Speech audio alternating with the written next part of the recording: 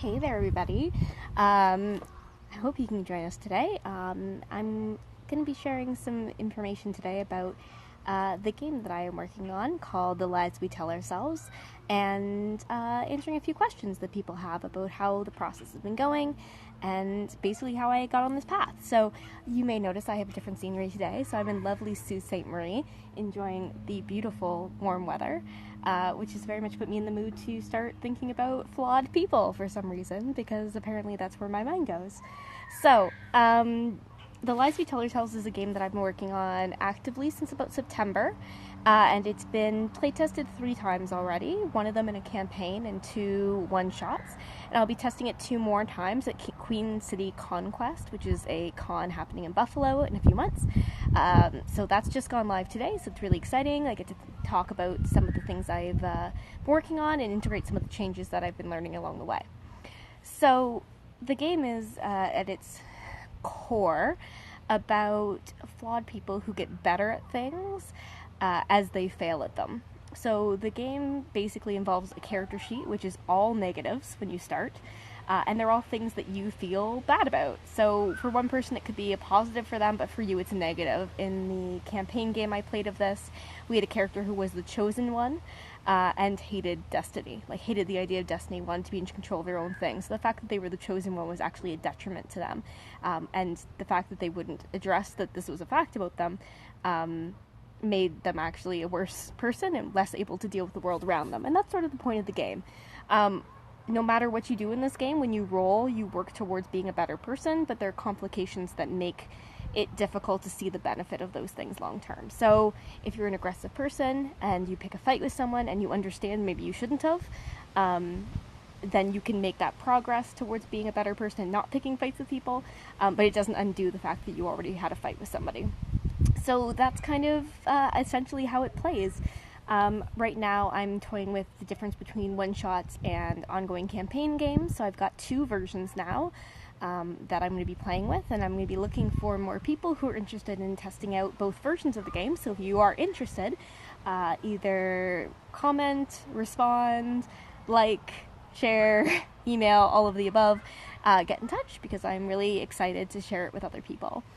So the one thing I thought I would go over today was some questions that really prompted me in early creation of the game to really understand what it was I was getting at. I knew that I wanted this game to be something that dealt with the fact that a lot of D&D and stuff is a power fantasy, and I wanted to address it in a way that meant that you eventually got that feeling, but through trial and difficulty.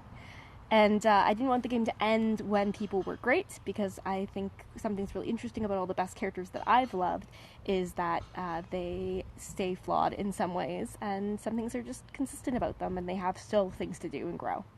So I got some great questions from a friend of mine on Facebook called Christopher Bach, and he, when I said I was starting this creation, he sent me a whole list of these great questions to really get me thinking about game design and about what I wanted this game to do that was different from other people. So I thought I'd share the 5 kind of 6 questions that he sent me that really helped give me a sense where I was going in the future direction of the game.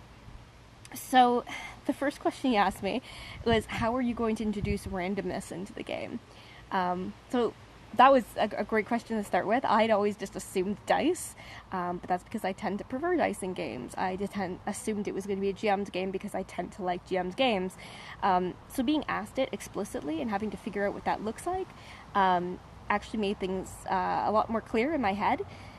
I played with a few different systems of how I was going to do this. In the current version of the game, you roll 2d4. It's very intentional because it's the way the math works in the game. Everything is fairly tight. It doesn't take a lot of wiggle room on either side of your roll to do well or badly. But the other thing is that rolling a d4 kind of sucks. I feel bad. Sorry, wizards out there. But I think we all know that, when someone's rolling a d12 and then you roll a d4, it just doesn't feel as good. And the game is about flaws and about kind of feeling a little bad about yourself sometimes. And I tried to represent that in the rolling mechanics as well as in the gameplay. So some examples he used were dice, coins, cards.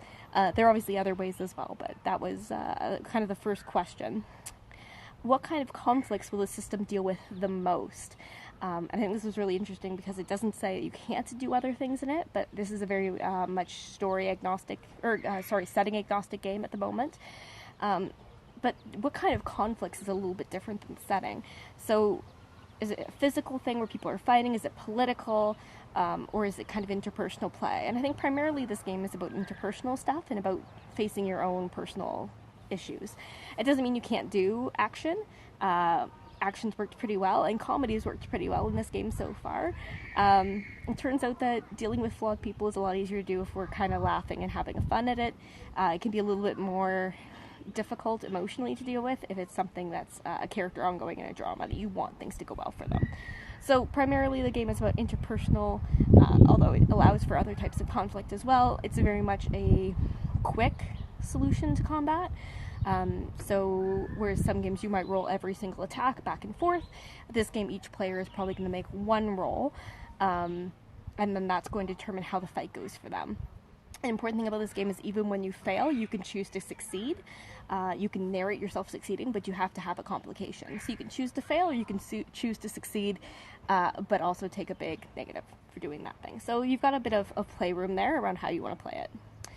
The other one he asked was, what is the setting that this has in mind? And I think when I talked about setting, I was thinking I want it to be very broad. I want it to fit in a lot of different settings, and part of that came from the fact that I don't think this game has a setting that really speaks to it. It's the same way that some others do. But the follow-up question he asked that was really helpful is it realistic or is it stretching reality?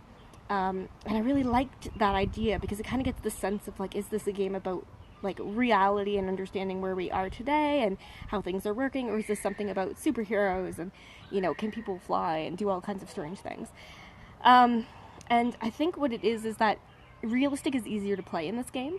My first version of this game actually had it being a biopunk game, but the fact that people could genetically change or have augments to fix things about themselves that are physically wrong really seemed to complicate the matter about why you were still flawed. I mean, the fact of the matter is, even if you have $1 million to pay to get all the best robotic parts, you are still going to have flaws as a human being. So I think it's easier to play this game in a realistic sense, but we've certainly had a lot of fun playing with stretching. It's just the matter of everyone having the same sense of what is appropriate and what's doable.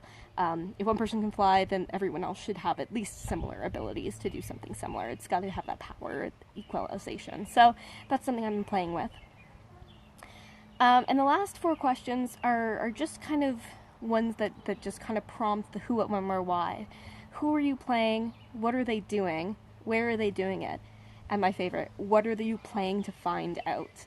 So in the Lies We Tell Ourselves, you're playing to find out if you can become a better person, how you will become a better person, and how that change happens.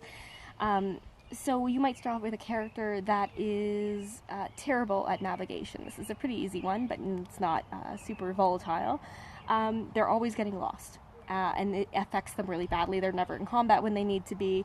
They're late to events. People don't like it. And they've gotten a lot of complications built around the idea that they can't find their way places and they're always lost. So in a lot of games, you would see the exact opposite of that. They would suddenly become great at navigation. It's about flipping that narrative. But in this game, it's meant to be a lot more nuanced, and you can understand how things change in different ways. So rather than just saying, well, now I can navigate well, maybe you've learned how to collect resources and have things together in such a way that you no longer have this issue. So instead of becoming somebody who is defined by the fact that they're a poor navigator, maybe you are a really, really good planner now. You've understood that you have flaws, and you've taken steps towards making those things less of an issue in your life.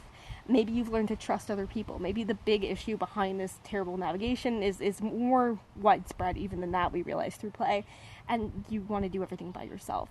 So it may be that the character then sees themselves as someone who can depend on others, or even one person. So these things are changing and growing, and it's all about understanding the narrative and what has happened that's led you from one place to the other. So that's a little bit about the game that I'm setting up and I'm working on right now. I'm excited to get back to it, so I'm happy to answer any other questions people have if they want to send them my way. But it's been a really exciting process going through this game design thing, and I think anyone who's designed or thought about designing will tell you it's a bit of a shock when you sit down and you think, oh, I never wrote out how to deal with that specific issue. And I'm lucky to have some amazing playtesters who've caught a lot of that stuff. So thank you guys for coming out and listening to me ramble a bit about the game that I'm working on. And I'd love to hear about what you guys are working on too. All right, have a great day, and we'll